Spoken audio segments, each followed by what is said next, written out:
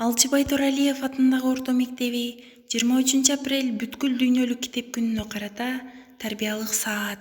Мугалим Өктөм кызы Махабат. Китеп менин акылым, китеп менин жакыным.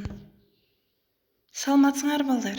Бүгүнкү сабактын темасы китеп билим булагы.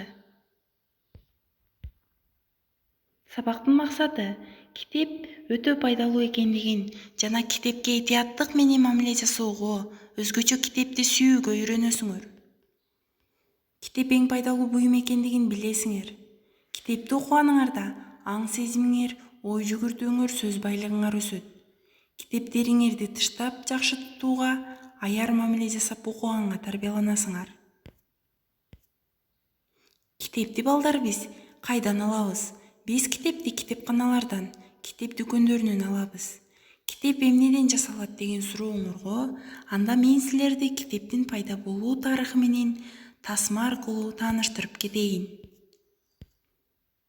Китептин пайда болуу тарыхы.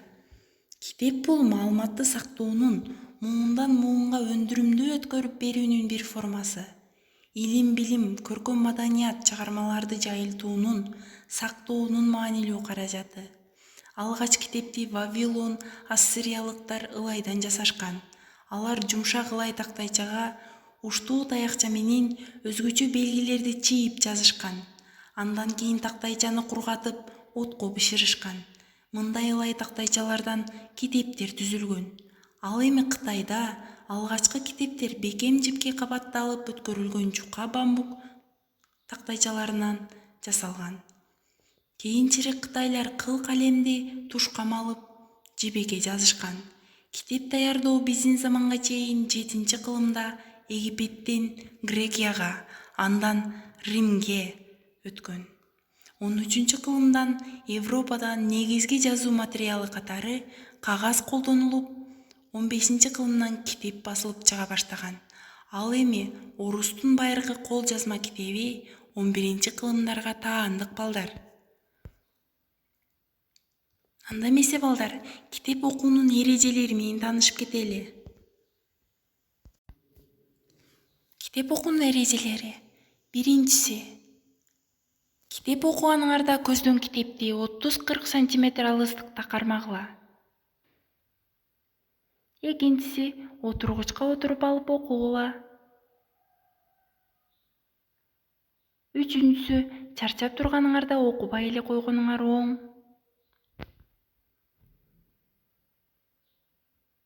Төртүнчүсү, тамактанып отурганыңарда окубагыла. Бешинчиси, китеп окуп жатканыңарда жарык сол тараптан тийип турганы көзгө жакшыраак. Алтынчысы, бейтаныш сөздөргө туш болгонуңарда бирөөгө сүйлөп жаткандай каттуу үн менен кайталап окугула.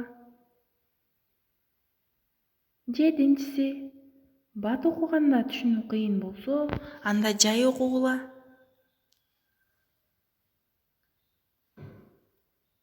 Сегизинчиси, китепте жазылган жер суу аттарын сөзсүз картадан издеп карагыла.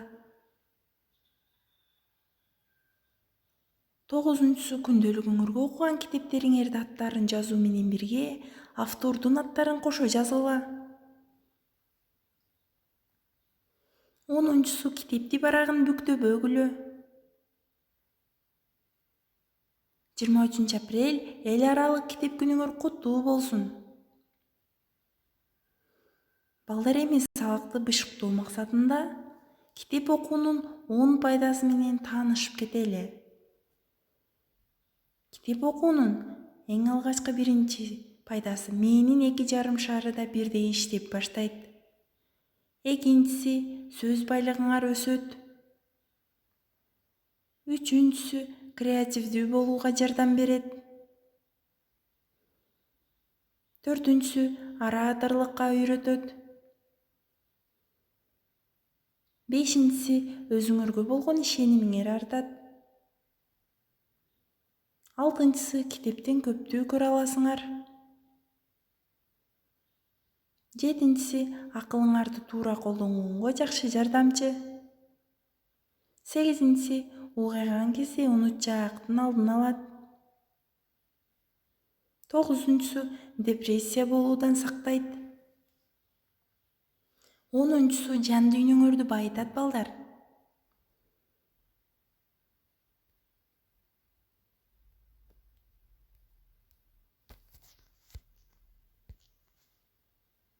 Анда эмесе үйгө тапшырма балдар. Силер өзүңөргө жаккан акындын чыгармаларынан окуп келгиле, саламат да болгула.